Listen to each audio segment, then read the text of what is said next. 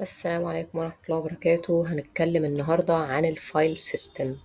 الفايل سيستم بتاعة اللينكس والفرق ما بينها وما بين الفايل سيستم بتاعة الويندوز. طبعا كلنا عارفين كمستخدمين للويندوز، الويندوز عندي بيشتغل ازاي بأي طريقة. ده شاشة الويندوز بتاعي. البارتيشن بتاعتي او الهارد بتاعي بيتقسم لبارتيشن المفروض، او حتى وان بارتيشن، بس الافضل طبعا ان هو يكون متقسم على الاقل لاتنين عشان ما يبقاش كله ملفات السيستم والداتا بتاعتي على بارتيشن واحد، بحيث ان لا قدر الله نسخه لما تقع يقع معاها كل الداتا. ده مش موضوعنا دلوقتي. احنا بنتكلم ان ملفات السيستم بتاعت ويندوز بتشتغل ازاي. زي ما احنا شايفين كده، البارتيشن بتاعتي او الهارد بتاعتي بيتقسم ليه اجزاء، كل جزء منفصل تماما عن الجزء اللي بعده، كل جزء لوحده تماما. لكن على عكس ملفات السيستم في لينكس، ملفات السيستم في لينكس بتقسم كلها تحت حاجه اسمها الروت. بصوا كده، لو وقفت هنا في المكان اللي انا واقفه فيه، او لو رحت فايل سيستم ده هلاقي اللي يديني الفولدر ده. لو وقفت هنا الشرطه المايله دي يعني الروت، انا كده واقف على الروت. ده السيستم كله، ده اللي ماسك الجهاز كله من اوله لاخره. طيب، لينكس بيشتغل بطريقه منظمه جدا، كل حاجه فيه تقريبا عباره عن ملف يا اما فولدر او دايركتوري زي ما احنا قلنا المره اللي فاتت. طيب، كل الملفات دي بتبدا منين؟ بتبدا من الروت اللي انا واقفه عليه ده. عايز تروح اي مكان في السيستم انت لازم تروح من الروت، ده الجذر بتاعك، لان هو شغال بنظام الهيراركي اللي هو النظام الهرمي او نظام الشجره. كل حاجه طالعه من مكان واحد اللي هو الجذر او اللي هو الروت. طيب، خلينا نشوف كده مع بعض اهم الفولدرز والفايلز اللي ممكن تقابلنا في ملفات السيستم.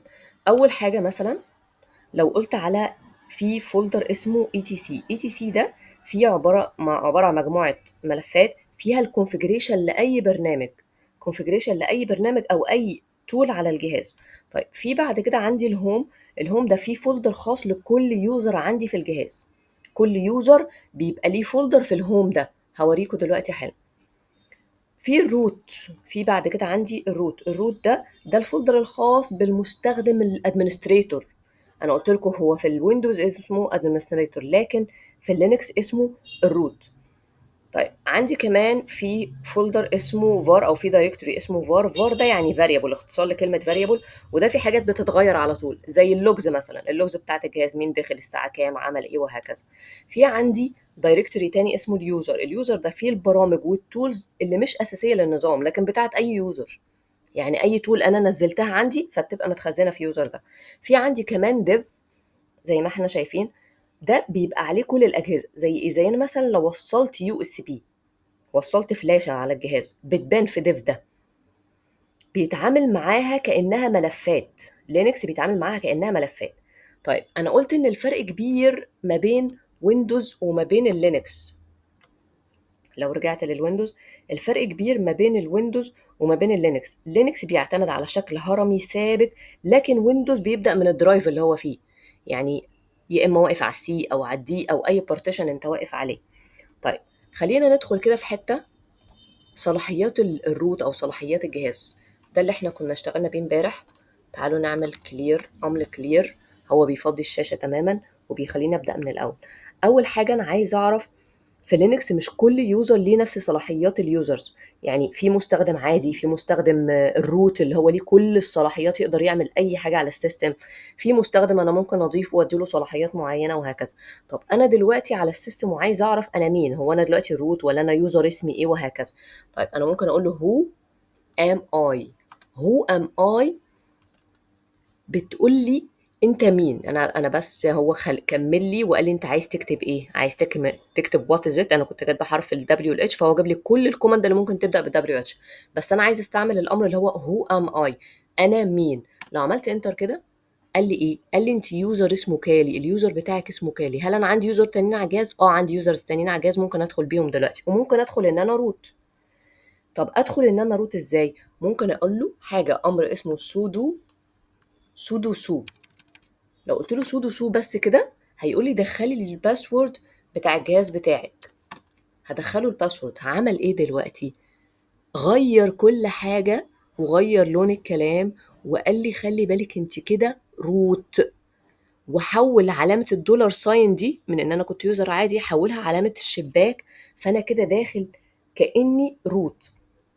فمعنى كده ان هو حولني لمستخدم تاني، فانا بطلب يعني اداني صلاحيات دلوقتي روت.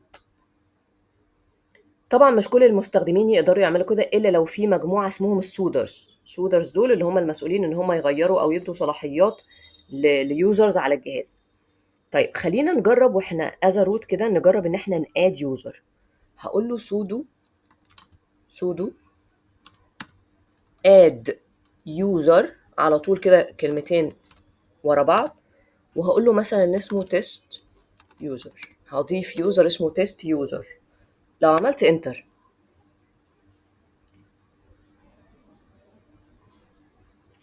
بيقول لي خلي بالك ان النيم اللي انت كاتباه مش مناسب مع النيمز بتاعته.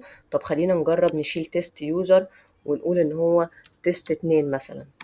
لو عملت انتر كده بيقول لي دلوقتي طلب مني ايه؟ دخلي له باسورد، اعملي التيست 2 ده، اعملي له باسورد. انا هدي له باسورد نفس الاسم علشان ما ننساش. هقول له تيست 2 برضو، فبيقول لي اكتبيه تاني اهو.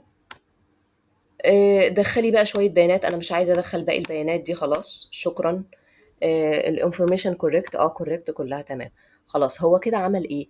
ضاف يوزر جديد اسمه تيست 2 للجروب اللي اسمه يوزرز. طب فين الجروب اللي اسمه يوزرز ده؟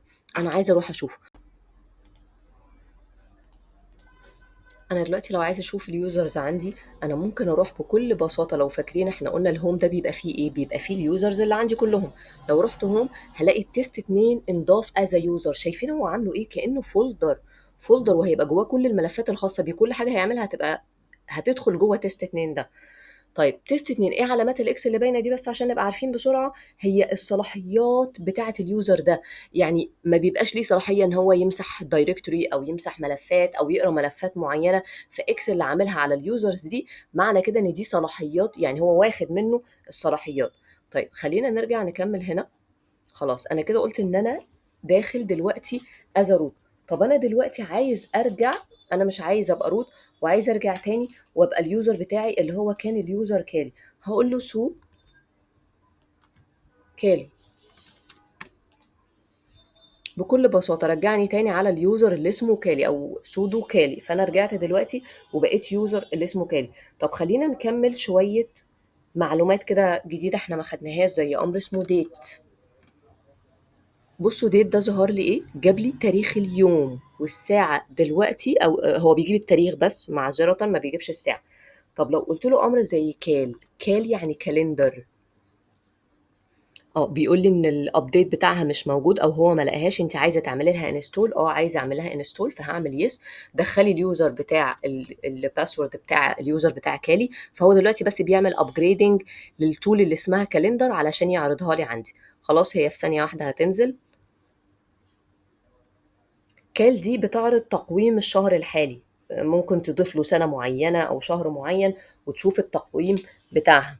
خلاص هو نجرب تاني. كال نزل الابديت بتاعه ونزله عرضه لي، نزل الكالندر بتاعه كله. طيب لو جربت اعمل كال مسافة 2025 السنة اللي انا فيها، لو عملت له انتر بصوا عمل لي ايه؟ جاب لي شهور سنة 2025 بس. طيب لو عايزة أجيب شهر 2 اللي احنا فيه ده، فأنا ممكن أقول له كال بس قبل 2025. هقول له مثلا شهر 8، الشهر اللي أنا فيه أغسطس. عمل إيه؟ جاب لي الكالندر لشهر أغسطس اللي أنا فيه بكل بساطة. أمر ما فيهوش أي حاجة. طيب خلينا دلوقتي نعرف الفرق ما بين أمرين. أمر اسمه هيلب وأمر اسمه مانيوال. أمر اسمه هيلب بيعمل إيه؟ ده بيساعدني أفهم الأوامر الداخلية للباش شيل، خصوصا اللي ملهاش مانيوال بيج. يعني مثلا لو قلت له ls مسافة، قلنا لو كتبنا ls داش داش help وعملت انتر، هيجيب لي المانيوال بتاع الهيلب او كأنه الكتيب كده اللي جاي معاه او شرح ليه، والاوبشن اللي ممكن استعملها مع الامر اللي اسمه list. بصوا كده لو جبناه من الاول، ادي ليست اهو. بيقول لي ممكن نستعمل معاه اوبشن زي داش ايه سمول داش ايه كابيتال داش بي. احنا مش هندخل في التفاصيل دلوقتي، احنا مش محتاجينها دلوقتي، احنا محتاجين بس نعرف هيلب ده بيعمل ايه. طب امال ايه الفرق ما بين الهيلب والمانيوال؟ يعني لو قلت له مان يعني مانوال ls، بصوا عمل ايه، ده كتيب بقى، ده كتيب بجد، ده جاب لي كده ديسكريبشن ليه كله، بكل ما فيه. بصوا لو عملت مسطرة، يعني مسطرة او التاب اللي تحت المسطرة، بيعرضه لي صفحة بصفحة. شايفين هو قد ايه المانيوال؟ المانيوال فيه بيانات اكتر بكتير، بيانات اكتر بكتير من الهيلب. طيب انا هبريس كيو علشان اخرج من المانيوال ده. بس المانيوال فيه كمية داتا اكتر بكتير، كأنه كتيب كبير جاي معاه بيعرض لي كل الاوبشنز اللي ممكن تستعمل مع الامر ليست. فالمانيوال ده اللي هو عارفين لما بنشتري غسالة او تلاجة بيبقى جاي معاه كتيب الاستخدامات بتاعها، هو ده. طب عايزين ندخل في حاجة تانية، ألا وهي اسمها بوينت جديدة، اسمها relative path and absolute path. يعني ايه relative path و absolute path؟ من اسمها كده relative هي معتمدة على حاجة، relative من اسمها هي معتمدة على حاجة. طيب لكن absolute انا بجيب مكانها بالظبط، relative دي معتمدة على المكان الحالي اللي انا واقف فيه، هو معتمد على المكان اللي انا واقف فيه. طب خلينا نقول يعني ايه بالشرح. لو انا دلوقتي قلت له CD desktop مثلا، CD desktop، خلي بالكم من الكابيتال والسمول، سي دي ديسكتوب، هو هيجيب لي الديسكتوب بتاع مين؟ بتاع مين؟ بتاع اليوزر اللي اسمه كالي. ليه؟ لان ده المكان اللي انا واقف عليه، فده كده اسمه ريلاتيف باث، هو جابه ريليتد للمكان اللي هو واقف فيه، مش مكان تاني. طب امال انا لو قلت له لا انا عايزه ابسولوت باث، يعني انا عايزه اروح لمسار معين، فلازم ابدا منين؟ لازم ابدا من الروت. فبقول له سي دي، لازم ابدا الروت بتاعي، وديني على مين؟ وديني مثلا على هوم. عايزه اروح فين في هوم؟ على اليوزر اللي اسمه كالي. عايزه اروح ايه فيه كمان؟ ممكن ادور، هو لما عملت تاب جاب لي ايه الحاجات اللي جوه اليوزر اللي اسمه كالي. فاليوزر اللي اسمه كالي احنا كنا مكريتين امبارح لو تفتكروا في نيو دايركتوري، فخلينا كده نروح عليه مثلا ونقول له هنا نيو تاب نيو دايركتوري اللي احنا عملنا له كرييشن امبارح. ده كده ابسولوت باث، انا بدات الباث من الروت، لازم ابداه من الروت. ابسولوت باث يعني تكتب له المسار من اوله لاخره. لو عملت انتر، بص وقفني على فين؟ وقفني على المكان اللي انا عايزه اللي هو نيو دايركتوري، انا كده واقف جوه نيو دايركتوري، جوه اليوزر اللي اسمه كالي. تعالوا كده نشوفه بعد اذنكم، تعالوا كده نروح الهوم، فايل سيستم. لو رحت الهوم هنا في الفايل سيستم، اليوزر اللي اسمه كالي، هلاقي عندي نيو دايركتوري امبارح اللي انا عملت له كرييشن. طيب خلينا نجرب نطلع بره كالي ونروح ليوزر معين. هنا مثلا في الهوم، انا كنت واقف على الهوم الرئيسيه بتاعه الهوم سيستم، وبعد كده دخلت على الهوم بتاعه اليوزر اللي اسمه كالي، ودخلت على البيانات بتاعته اللي هي هوم اهي بتاعه اليوزرز. خلي بالكم في فرق ما بين الهوم بتاعه الفايل سيستم اللي هي ملفات السيستم كلها، السيستم كله اللي هي شايله اليوزر بس، لو دخلت عند كل يوزر، كل يوزر فيه عنده شويه ملفات اخرى. فده اللي احنا عملناه. فدلوقتي الفرق ما بين الريلاتيف باث والابسولوت باث، ريلاتيف ريليتد للمكان اللي انت واقف فيه. قلت له سي دي ديسكتوب، هو مش هيروح للديسكتوب بتاع اليوزر اللي اسمه عز، مش هيروح للديسكتوب بتاع اي يوزر تاني غير الكالي، لان ايه؟ ده ريلاتيف باث، يعني هو ريليتد بالمكان اللي هو واقف فيه دلوقتي. لكن لما اقول له ابسولوت باث، لازم تبدا منين؟ من الروت، يعني لازم تبدا من الشرطه المايله دي، تقول له المسار كامل كامل كامل. شايفين كده المكان اللي انا واقف فيه ده هوم كالي، ولو دخلت كمان لنيو دايركتوري وقفت هنا اهو، ده المسار كامل. بداوا منين؟ بداوا من الروت. فده الفرق ما بين الريلاتيف باث والابسولوت باث. طيب لو عايزين نراجع كده حاجه كمان، او مثلا ممكن نوقف الفيديو ده لحد كده ان عرفنا الريلاتيف باث والابسولوت باث. خلينا نراجع الاوامر اللي احنا خدناها مع بعض. ريلاتيف باث وابسولوت باث، ولو ممكن مثلا لو انا عايزه اجرب من هنا ان انا اعمل ليست نيو دايركتوري ما فيهوش حاجه، ما كانش جواه اي حاجه. فخلينا مثلا نرجع خطوتين كده لورا لو تفتكروا. نرجع خطوه لورا. لو قلت له هنا ليست للحاجات اللي انا واقف عليها، فهو جاب لي الهوم بتاع اليوزر اللي اسمه كالي. ده الهوم بتاعه، ده الحاجات اللي بيحتوي عليها اليوزر اللي اسمه كالي. طيب يبقى احنا هنراجع النهارده. احنا خدنا ايه؟ خدنا هو ام اي. خدنا سودو سو علشان ابقى روت. خدنا حاجه اسمها ديت وكالندر. خدنا الفرق ما بين الهيلب والمانيوال.